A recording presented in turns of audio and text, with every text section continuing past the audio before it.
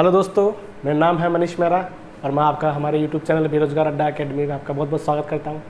दोस्तों, हमारे general science की सीरीज़ चल रही थी, आपने लास्ट वीडियो देखा ही होगा। तो मैंने लास्ट वीडियो में आपको बताया था ध्वनि के बारे में, ध्वनि का बेसिक नेचर बताया था। तो और ध्वनि के हमने प्रॉपर्टीज़ पढ़ी थी कि ध्वनि कैसे गमन करती है, ध्वनि को माध्यम की आवश्यकता होती है, हमने माध्यम के बारे में पढ़ा था। और ध्वनि के हमने प्रकार पढ़े थे कि ध्वनि के 3 प्रकार होते हैं, श्रव्य, पराश्रव्य और अश्रव्य। ठीक है दोस्तों, अब हम दोस्तों थोड़ा सा आगे बढ़ने से पहले हम थोड़ा सा तरंग का बेसिक नेचर जान लेते हैं, क्योंकि ध्वनि और तरंग आपस में थोड़ा सा आपस में मैच होंगी, रिलेटेड है। क्योंकि अभी हम देखेंगे कैसे रिलेटेड है।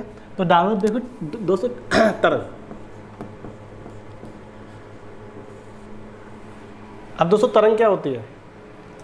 तरंग देखा होगा हमने, जैसे किसी भी पानी के अंदर हम पत्थर फेंकते हैं तो उसमें वेव होती हैं, और वेव जब तक उसको माध्यम मिलता रहता है वो आगे बढ़ती रहती है। ठीक है, तो तरंग क्या होती है कि माध्यम में उत्पन्न हुआ विक्षोभ ही तरंग कहलाता है। ठीक है, क्या है? माध्यम में उत्पन्न विक्षोभ। अब दोस्तों हमने देख लिया तरंग क्या होती है। अब तरंग कितने प्रकार की होती है? तो दोस्तों डालो कि तरंग होती है 2 प्रकार की। तरंग 2 प्रकार की होती है।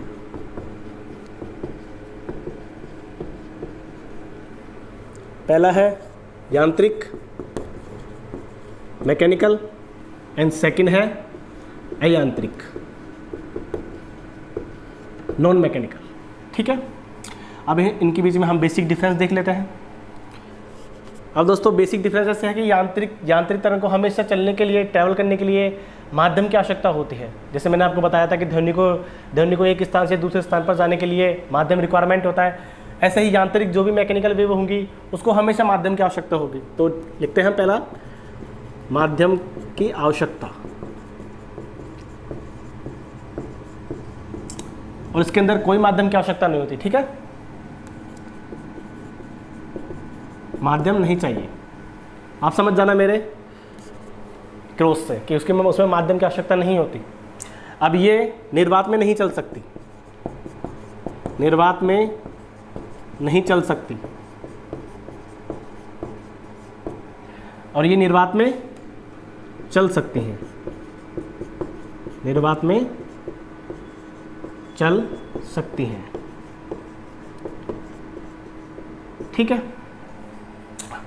एक और बेसिक डिफरेंस इनकी जो स्पीड होती है वो काफ़ी लो होती है। स्पीड काफ़ी लो होती है, यानी कम होती है, और इनकी स्पीड बहुत ज़्यादा होती है, स्पीड हाई। अब ये होती है जैसे हमारे दोस्तों ध्वनि तरंग, इनका एग्जांपल है तो हम ध्वनि तरंग इसी के अंदर आती है। ध्वनि तरंग हमारी यांत्रिक तरंग है, यांत्रिक तरंग हमारी। हमने कल देखा था ध्वनि के बारे में, ध्वनि को भी माध्यम की आवश्यकता होती है ट्रैवल करने के लिए, और वह निर्वात में नहीं चल सकती। कल मैंने आपको बताया था निर्वात किसको बोलते हैं। निर्वात मतलब खाली स्थान जहाँ पर ना तो कोई ठोस हो, ना कोई गैस हो, ना कोई लिक्विड हो। ठीक है, स्पीड काफ़ी लो होती है। और ध्वनि की स्पीड मैंने आपको बताया था कि ध्वनि की, अभी मैंने स्पीड के बारे में अभी कुछ भी नहीं बताया आपको ध्वनि की स्पीड के बारे में। और अयांत्रिक तरंग में देखा होगा आपने, माध्यम की रिक्वायरमेंट नहीं होती, माध्यम की आवश्यकता नहीं होती। दूसरा, निर्वात में चल सकती हैं, और स्पीड इनकी बहुत ज़्यादा हाई होती है। इनके अंदर हम देखते हैं विद्युत चुंबकीय तरंग। इनका एग्जाम्पल लिख लो, एग्जाम्पल विद्युत चुंबकीय तरंग, विद्युत चुंबकीय तरंग। दोस्तों ये विद्युत चुंबकीय तरंग हम आगे पढ़ेंगे जब हम इसको डिटेल से जानेंगे तरंग के बारे में। विद्युत चुंबकीय तरंग वैसे तो 7 प्रकार की होती है, पर अभी सिर्फ इतना ही देखो, ये इनका बेसिक डिफरेंस है। आप स्क्रीनशॉट ले लीजिए इनका। ठीक है दोस्तों, अब हम आगे बढ़ते हैं।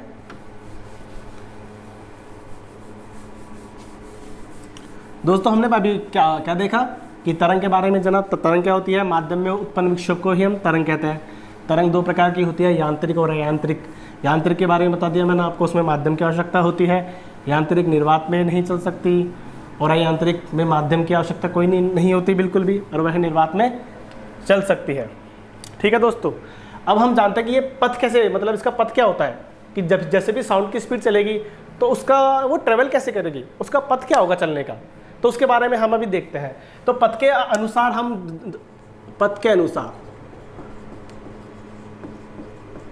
तरंग दो प्रकार की होती है। एक तो कौन सी होती है, अनुदैर्घ्य, और दूसरा अनुप्रस्थ। ठीक है दोस्तों, अनुदैर्घ्य और अनुप्रस्थ। तो पहला डालो हम यहाँ पे अनुदैर्घ्य के बारे में पढ़ते हैं।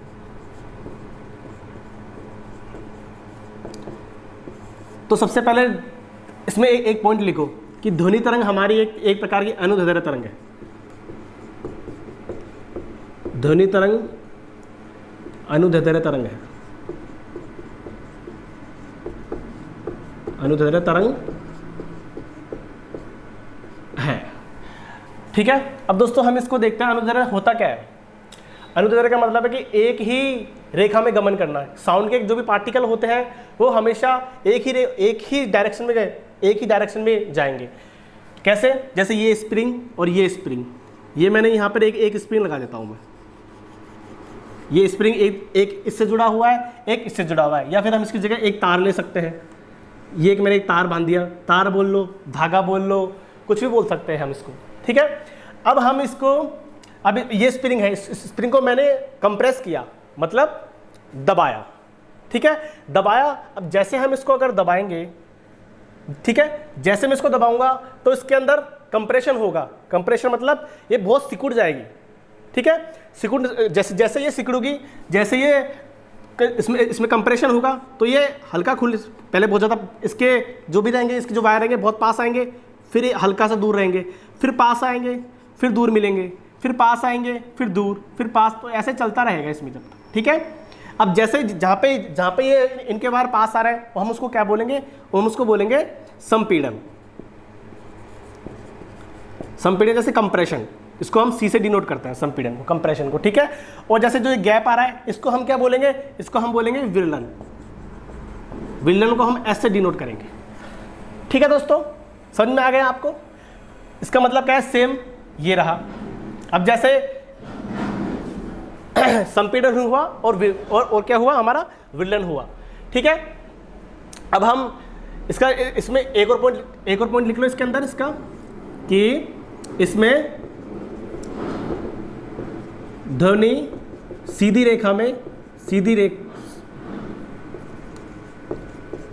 रेखा में गमन करती है, संचरण करती है,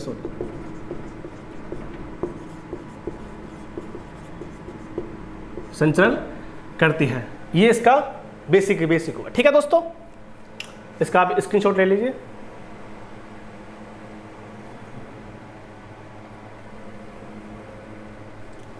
ठीक है, हम अब आगे बढ़ते हैं नेक्स्ट पे, अनुप्रस्थ।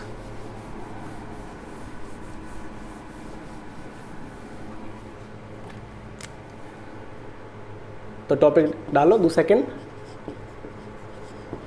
अनुप्रस्थ। अब दोस्तों अनुप्रस्थ क्या होता है? अनुप्रस्थ जैसे मैंने आपको अनुदैर्घ्य के बारे में बताया कि जो भी ध्वनि के कण होते हैं वो हमेशा एक के बाद सीधी रेखा में गमन करेंगे। ठीक है, सीधी रेखा में संचरण करेंगे। ऐसे अनुप्रस्थ के अंदर ध्वनि के कण लंबवत होते हैं, मतलब कण की गति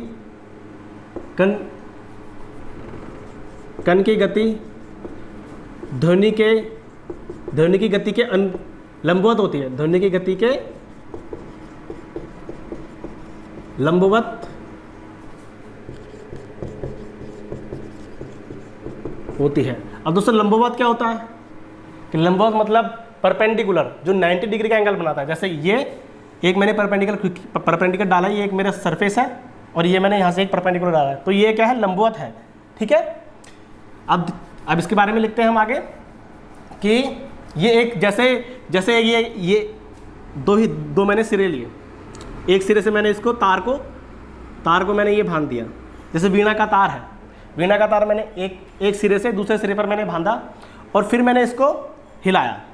अब जैसे ही मैं इसको हिलाऊंगा तो ये ऊपर नीचे वाइब्रेट करेगा, ऊपर नीचे वाइब्रेट करेगा, और जैसे वाइब्रेट करेगा तो इसमें साउंड प्रोड्यूस होगी। ठीक है, अब साउंड प्रोड्यूस होगी तो जैसे ऊपर नीचे करेगा तो ये कैसे दिखेगा हमें, ये ऐसे दिखेगा। ये इस शेप में आएगा, इस शेप के अंदर आएगा। इसको हम ऐसे भी डिनोट कर सकते हैं, कैसे, ये।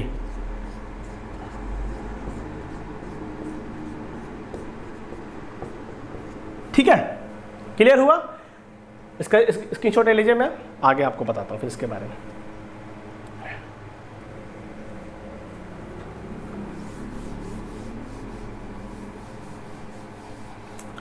अब दोस्तों इसके अंदर क्या होता है, जैसे हमने जैसे अभी हमने अनुदैर्ध्य के अंदर पढ़ा था कि उसके अंदर संपीड़न होता है और विलयन होता है।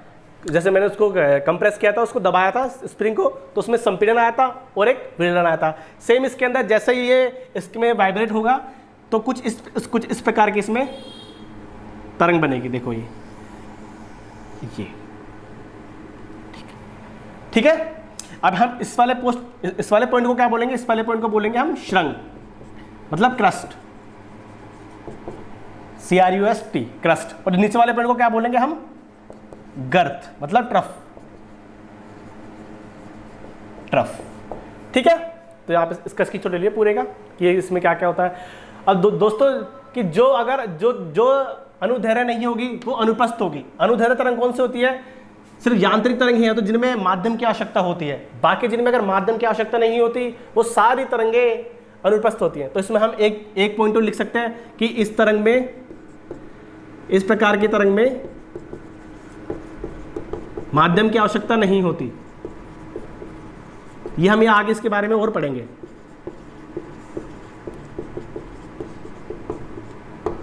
ठीक है, अब आप इसका पूरे का स्क्रीनशॉट ले लीजिए एक बार। हो गया, मैं इसको साफ कर देता हूं।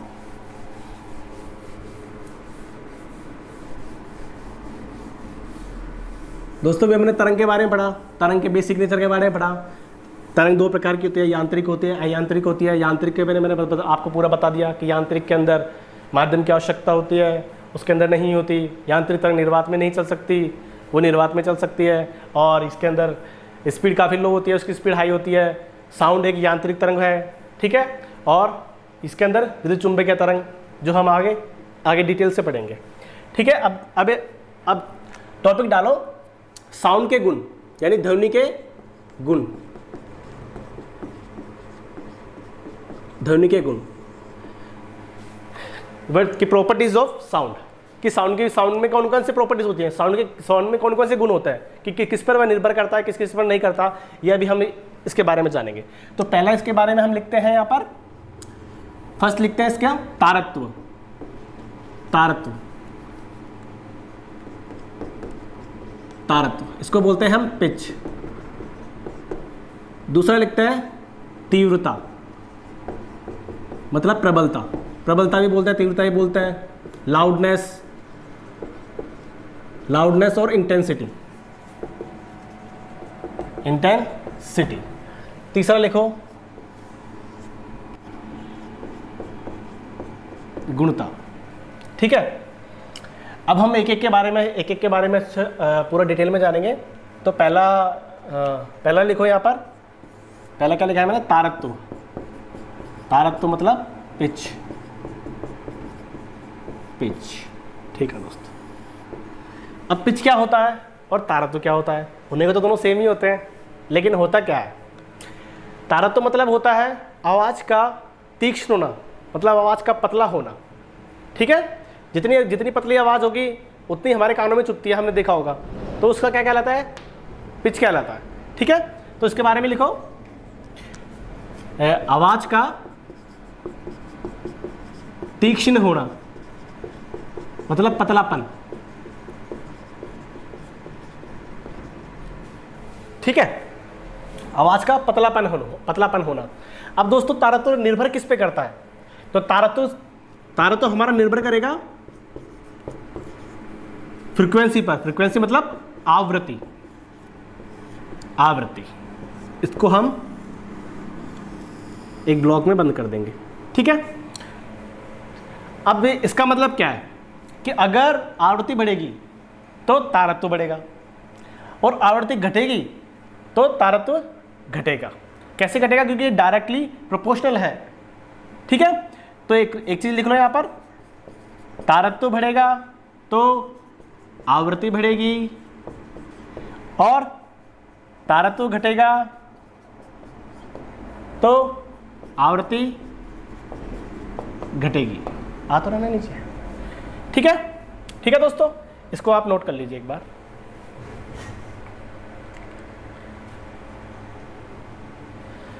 मिटा देता हूं मैं इसको, अब आगे पढ़ते हैं इसके बारे में।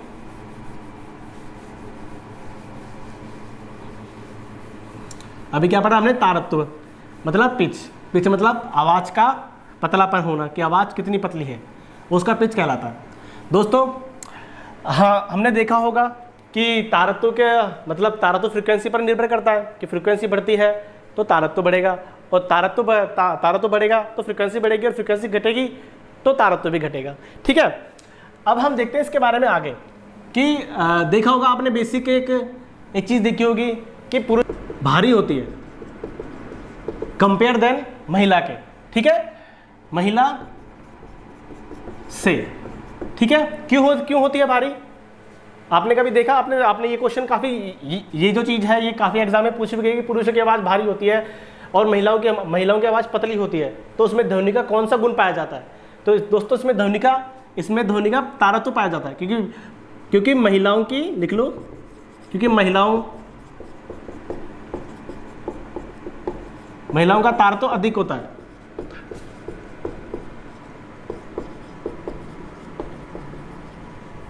महिलाओं का तारत्व अधिक है। महिलाओं का मतलब महिलाओं की आवाज का तारत्व, महिलाओं की ध्वनि का तारत्व अधिक होता है, साउंड का तारत्व अधिक होता है। तो अधिक होगा तो सीधी सी बात है, तारत्व अधिक होगा तो फ्रीक्वेंसी भी अधिक होगी। अब फ्रीक्वेंसी और ये तरंग दैर्ध्य, आयाम, ये मैं आपको थोड़ा सा भी आगे डिटेल में पढ़ेंगे हम इनके बारे में कि ये होती क्या है। और फ्रीक्वेंसी को हम किस में डिनोट करेंगे? फ्रीक्वेंसी को हम डिनोट करते हैं हर्ट्ज के अंदर। तो फ्रीक्वेंसी मतलब आवृत्ति की यूनिट हर्ट्ज, ठीक है, हर्ट्ज। अब दोस्तों जो आवृत्ति की यूनिट है वो ही हमारी तारत्व की यूनिट रहेगी। तो लिखो, तारत्व की यूनिट हर्ट्ज। क्यों है? क्योंकि तारत्व किस पर निर्भर करता है? तारत्व निर्भर करता है हमारा फ्रीक्वेंसी पर, और फ्रीक्वेंसी किस पर निर्भर करती है? फ्रीक्वेंसी करती है तारत्व पर, सीधी सी बात है। अब जैसे अगर जो ही आवृत्ति की रहेगी इकाई, वही इसकी रहेगी, सिंपल सी बात है। ठीक है दोस्तों, अब इसमें एक और एग्जांपल लेते हैं, एक और एग्जांपल ले लो। एक एग्जांपल मैंने आपको यहाँ पे दिया, एग्जांपल नंबर 1 डाल लो इसके अंदर, और इसमें एग्जांपल नंबर 2 डाल लो, ठीक है। अब दूसरा एग्जांपल देते हैं कि जैसे शेर की दहाड़ का तारत्व अधिक है या कम है? शेर की दहाड़ का तारत्व अधिक है या कम है? तो दोस्तों शेर की दहाड़ का तारत्व अधिक होता है, ठीक है। सॉरी, मतलब मेरे कहने का मतलब है शेर की दहाड़ मोटी होती है। किसके अगर मैं इससे का कंपेयर करूंगा, मच्छर के भिनभिनाहट जो आपने देखा होगा रात में मच्छर आते हैं, मुझे तो बहुत काटते हैं रात में, क्योंकि हमारे यहाँ पे मच्छर बहुत है, ठीक है। तो मच्छर जैसे भी आता है, मच्छर हमारे कान में बिल्कुल पास आके बहुत बारीक बिल्कुल हमें वो बहुत सुनाई देता है, और हमारे उसकी आवाज़ कान में चुभती भी बहुत है, ठीक है। तो क्यों चुभती है? क्योंकि उनका तारत्व बहुत अधिक होता है। मच्छर की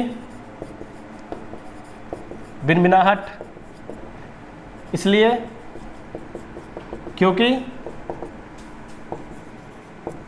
तारत्व अधिक होता है। अधिक मैंने ऐसे डिनोट कर दिया कि बढ़ता है, उनका तारत्व अधिक होता है, ठीक है दोस्तों।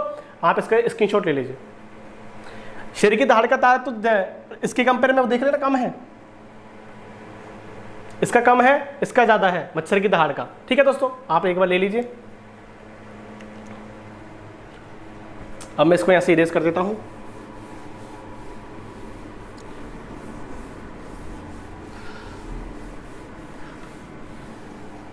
दोस्तों मैं आपको कुछ भी एक भी फालतू चीज़ें नहीं पढ़ाऊंगा, जो सिर्फ एग्जाम से डायरेक्ट हिट होंगी वो सीधा मैं आपको पढ़ाऊंगा। कोई भी मेरे पास फालतू टाइम नहीं है जो मैं आपको फालतू की चीज़ें लिखाता रहूँ यहाँ पे, कि जो भी आपके एग्जाम में आएगा प्रॉपर मैं वही आपको पूरा बताता रहूँगा कि ये आपके लिए ये इंपॉर्टेंट है, यहाँ से काफ़ी क्वेश्चंस आए, आपने चाहे आप, मैं झूठ बोल रहा हूँ तो आप लास्ट तरीके के क्वेश्चन देख सकते हो, ठीक है। अब दोस्तों इसके सेकंड पे आते हैं हम, तीव्रता।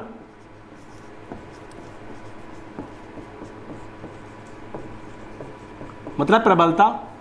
ये अब इसका मतलब क्या होता है दोस्तों, तीव्रता मतलब, प्रबलता मतलब कि मेरी आवाज़ कितनी दूर तक जा रही है। मैं जैसे तेज, एक तो मैंने ऐसे बोला हाँ हेलो, एक तो मैं बिल्कुल आराम से बोल रहा हूँ, उसका मेरा मतलब मेरी इंटेंसिटी, मेरी प्रबलता बिल्कुल लो है। और एक मैं बोलता हूँ हेलो, तो मेरी लगता है ना कि सामने वाला सुन रहा। अब मैं यहाँ से किसी को चिल्लाऊंगा बिल्कुल कम आवाज़ में, तो हमारी वो आवाज़ सुन ही नहीं पाएगा। और अगर मैं दूर से चिल्लाऊंगा लेकिन तेज़ आवाज़ में चिल्लाऊंगा, तो वो हमारी आवाज़ बिल्कुल क्लियरली सुन पाएगा। तो ठीक है, तो इसमें हम लिख सकते हैं आवाज़ का तेज होना,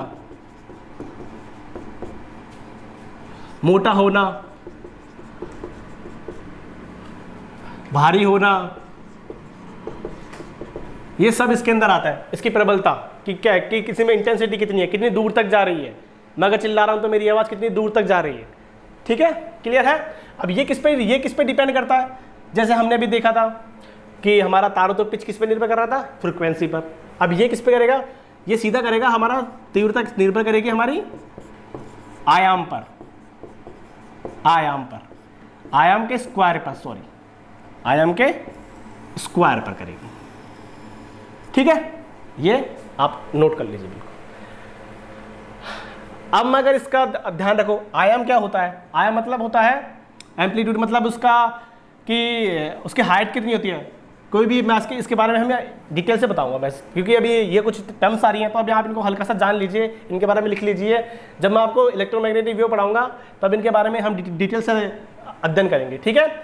अब क्या, अगर मैं जैसे आयाम, अगर मैं इसका आयाम ए से डिनोट करता हूँ, ठीक है, इसको हम ए से डिनोट करते हैं, उसको फ्रीक्वेंसी को हम एफ से डिनोट करते हैं, ठीक है। शायद मैंने वहाँ पे लिखना भूल गया हूँ, आप याद रख लीजिएगा। उसको मैं फ्रीक्वेंसी को एफ से डिनोट करते हैं, आयाम को ए से डिनोट करते हैं, ठीक है।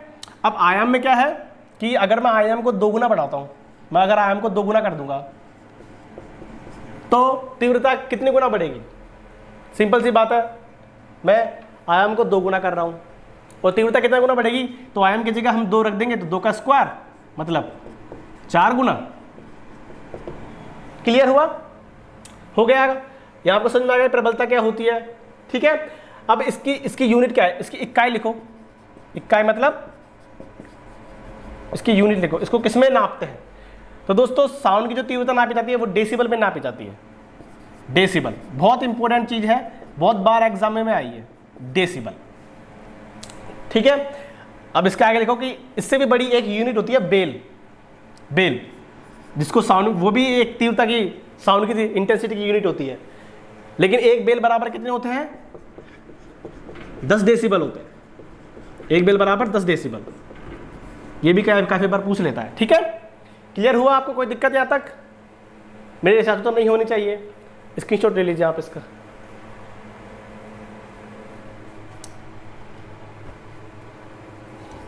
मिटा देता हूं मैं, ठीक है।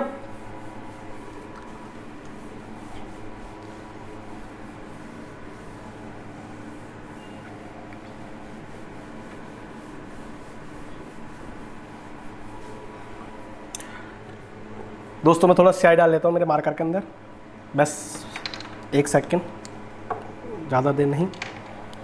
तब तक आप एक बार इसमें देख लीजिए कि अभी हमने क्या पढ़ा। अभी हमने तारत्व पढ़ा। तारत्व किस पर निर्भर करता है, तारत्व निर्भर करता है फ्रीक्वेंसी पर। और सेकंड क्या पढ़ा, फ्रीक्वेंसी बढ़ेंगे तो तारत्व ऑब्वियसली बात है बढ़ेगा, और फ्रीक्वेंसी घटाएंगे तो हम तारत्व घटेगा, ठीक है। फ्रीक्वेंसी की यूनिट देखी हमने, क्या थी, हर्ट्ज थी, और सेम किसकी यूनिट थी, तारत्व की यूनिट थी, ओके। अब नेक्स्ट फिर हमने क्या देखा था कि महिलाओं के तारत्व अधिक होता है, उनकी आवाज़ में पतलापन इसलिए होता है कि उनका तारत्व, उनका पिच अधिक होता है, ठीक है। और इसके बाद क्या देखा था, शेर की दहाड़ मोटी होती है, उसमें तारत्व कम पाया जाता है, और मच्छर का बिनबिनाहट बहुत ज़्यादा होता है, इसलिए उसमें तारत्व ज़्यादा पाया जाता है, ठीक है। और इसके बाद हमने देखा था नेक्स्ट सेकंड देखा था अभी हमने क्या, तीव्रता देखी थी, इंटेंसिटी की आवाज़ कितनी दूर तक जा रही है, और उसकी किस पे डिपेंड करती है, आयाम पर डिपेंड करती है, आयाम के स्क्वायर पर। अगर मैं आयाम का स्क्वायर मैंने बताया था कि आपको एग्जांपल लेके 2 गुना बढ़ाऊंगा तो 4 गुना होगी। ठीक है, अब नेक्स्ट आते हैं हम, नेक्स्ट इसका एक और प्रॉपर्टी लिख लीजिए, वो है गुणता। 3rd नंबर की गुणता मतलब क्वालिटी, कि आवाज़ की क्वालिटी कैसी है। अब दोस्तों मैं आपसे एक चीज़ पूछता हूँ कि आपने देखा होगा कि दुनिया के अंदर जो भी पुरुष हैं ऑलमोस्ट सबकी आवाज़ सेम सी होती है नहीं होती? कि कभी भी देखा होगा कि उनकी आवाज़ का जो डिफरेंस होता है वो इतना ज़्यादा होता नहीं है, और महिलाओं की आवाज़ भी सेम सी होती है। ठीक है, अब दोनों की आवाज़ सेम है, लेकिन जब भी मान लो हमें कोई बुलाता है, कोई हमारा नोन बंदा, जैसे हमारे अगर मान लो अगर पापा मम्मी हमें फ़ोन करते हैं, अननोन नंबर से भी हमें फ़ोन करेंगे, तो हमें उनकी आवाज़ का पता लग जाता है कि हमें फ़ोन किसने किया, क्योंकि हम उनका तारत्व और तीव्रता, उनके सब में पूरी उनके जो भी उनकी क्वालिटीज़ हैं उन सब के अंदर फिर भी कुछ भी इतना डिफरेंस नहीं होता, फिर भी हम उनके आवाज़ में अंतर पहचान लेते हैं। तो वही ये जो प्रॉपर्टीज़ है यही गुणता कहलाती है, कि उनकी आवाज़ में अंतर पहचानना, किसकी आवाज़ के अंदर अंतर पहचानना, कि कोई भी आवाज़ बोले, कोई हमें बुलाए तो हम उसकी आवाज़ बिना देखे भी हम उसको पहचानते हैं कि ये उसकी आवाज़ है, तो वही उसकी आवाज़ की क्वालिटी कहलाती है और गुणता कहलाती है। ठीक है दोस्तों, क्लियर हुआ यहाँ तक आपका कि क्या है गुणता? कि ध्वनि की तीव्रता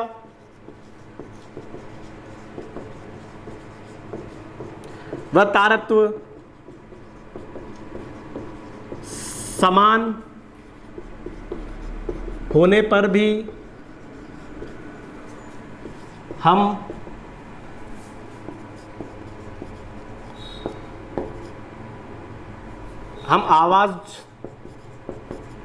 आवाज में अंतर पहचान लेते हैं, यही ध्वनि की गुणता